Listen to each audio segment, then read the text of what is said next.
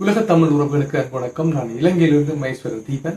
இன்று உங்களுக்கு சிறப்பான ஒரு விடயத்தை சொல்லி தரதுக்கு வந்திருக்கிறேன். மிகவும் பிரயோஜனமானது. அதாவது நீங்க கீபோர்டு வந்து நீங்க பழகுற நேரம், ஒரு பிகினரா இருக்கிற நேரம், இல்லாட்டி ஒரு அட்வான்ஸா படிச்சு கொண்டிருக்கிற உங்களுக்கு இந்த கோட்ஸ்களை ஞாபகம் வச்சிருக்கிறதோ இல்ல பிராக்டிஸ் பண்ற நேரம் கஷ்டமா இருக்கு. அதை இளம்படுத்துவதற்காக ஒரு முறையை கண்டுபிடிச்சிருக்காங்க. ஸோ அந்த முறையை தான் நான் உங்களுக்கு காட்ட போறேன். அந்த முறையை நீங்க பயன்படுத்துவதன் மூலமா இதை எளிமையா அந்த கோட்ஸை நீங்க இலகுவா அண்டர்ஸ்டாண்ட் பண்ணலாம். உன்னை ஏற்கனவே பலவிதமான பயிற்சிகள் தந்தீங்க கியரிங் சம்பந்தமா. ஸோ அதை வந்து உங்களால் அண்டர்ஸ்டாண்ட் பண்ண முடியாமல் இருந்தாலும் இதை யூஸ் பண்ணீங்கன்னா நீங்க டக்குன்னு ஈஸியா அந்த புரிதலும் கிடைக்கும். ரெண்டாவது வாசிக்கிறதும் விரைவாக உங்களால் வாசிக்க முடியும். அதுக்கான ஒரு விஷயம் நான் சொல்றேன் பாருங்க.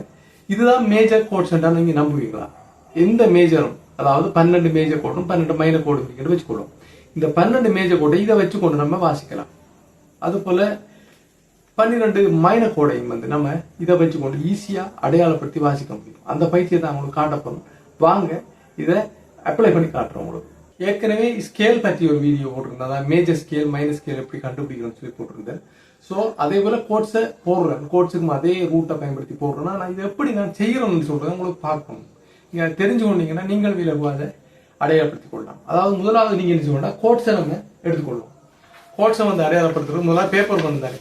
பேப்பர் நான் கோட்ஸ்ன்றதால இதை நான் 2ஆ மடித்து கொள்றேன். மடிச்சு இதை இப்போ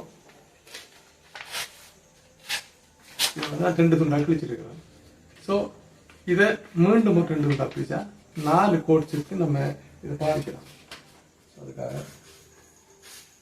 பெருசா நேக்கு ஒன்று பெருசு. நான் என்ன சொல்ல இதை அப்படி 2ஆ மடிச்சு போடுறேன். இல்லை அப்பதான் வந்து தடிப்பா இருக்கணும். இது ஒரு மடிப்பு, அடுத்தது இதையும் ஒரு மடிப்பு. சரியா? இதுக்கப்புறம் என்ன நடக்குதுன்னு சொல்றத நான் உங்களுக்கு கீபோர்ட்ல இதை யூஸ் பண்ணி காட்டுறாங்க. இப்போ நீங்க கீபோர்டை நல்லா பாருங்க. இதுல வந்து பாத்தீங்கன்னா இந்த கீபோர்ட்ல நம்ம ஒரு சி மேஜரை பெஸ்ட் அடையாளப்படுத்துவோம். அதுக்காக சி எங்க இருக்கு? ஸோ இங்க இருக்கு. இந்த சியை நம்ம அடையாளப்படுத்துவோம். சிக்கு நேர சரியா இங்க பாருங்க. இந்த கட்டை இங்க தொடங்கி இங்க வரைக்கும் போய் 2 இருக்கு, நேர்கோடா இருக்கு. அந்த நேர்கோட்டுக்கு நேரம் இந்த கோடை வச்சுட்டு ஒரு மார்க் இதை சென்டர் பாயிண்ட்ல மார்க் பண்ண வேணும். மார்க் பண்ணியாச்சு. ஓகே, சின்ன ஒரு மார்க் பண்ணியிருக்குது. நான் இப்படித்தான் செஞ்சேன். அடுத்தது சி மேஜரா சிஇஜி தான் இந்த கோட். நீங்க நெட்ல போய் பார்த்தா கிடைக்கும். இல்லாட்டி இதை புரிஞ்சு கொண்டிருப்பீங்க, பல விதமா படிச்சிருப்பீங்க. நான் சொல்லி தந்திருக்கேன். அடுத்து சிஇ, அடுத்து ஜி. இந்த 3 லைன் நான் மார்க் பண்ணி தந்தேன். சரியான நடு பாயிண்ட்ல மார்க் பண்ணிக்க. என்னடா அடுத்து என்னடா, நீங்க இந்த இடத்துல வந்து பாத்தீங்கன்னா கட்டைகளோட சைஸ் பாருங்க. இது பெருசா இருக்கும், இது சின்னதா இருக்கும். ஸோ இதை மையப்படுத்தி எடுத்தீங்கன்னா சரி வராது. இந்த தொங்கல், அதாவது இந்த கருப்புக்கு மேல இருக்கக்கூடிய என் பாயிண்ட்ல வச்சு மார்க் எடுத்தா மட்டும் தான் சரியா வரும். ஸோ இதை மார்க் பண்ணிட்டு இதை அப்படியே வச்சுட்டு ஒரு கோடு கீறுறேன். பாருங்க, உங்களுக்கு முன்னுக்கு கீறி காட்டுறேன் பாருங்க. இதுக்கு நேராக ஒரு நீளமான கோடை கீறுறேன். அது மாதிரி இது என்ன மேஜர். வினாபிற்கு நேராக கோடு, இந்த கோடு சரி நேராக வரணும்.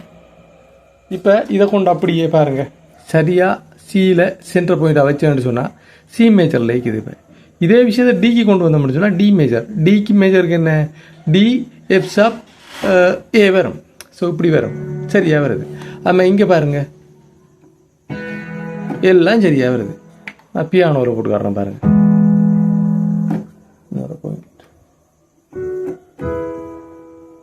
அப்புறம் இதுல இருந்து மேஜரை போட்டு பார்ப்போம். சவுண்ட்ல ஏதாவது மாற்றம் ஏற்படுதா? ஸோ இந்த சரியான இங்கே எப்போதுமே ரோ பண்ணக்குள்ள இந்த சென்டர் பாயிண்ட்ல இருக்கிற நேரம் அக்குரேட்டாக வருது. அதுமாதிரி மைனரை போட்டு காட்டுறேன் பாருங்க. எங்கே வச்சாலும் மைனர், டி மைனரை பார்ப்போம். சரியா இருக்கு தானே? அது பிறகு டிசாப் மைனர், அது பிறகு அப்படியே எல்லாத்துக்குமே 12க்குமே வந்து வரும். இதுதான் ஒரு விஷயம். கட்டாயம் உங்களுக்கு இந்த வீடியோவில் நல்ல புரிதல் கிடைச்சிருக்கும். இந்த வீடியோவில் உங்கள் அனைவருக்கும் நன்றி, வணக்கம், வாழ்த்துக்கள்.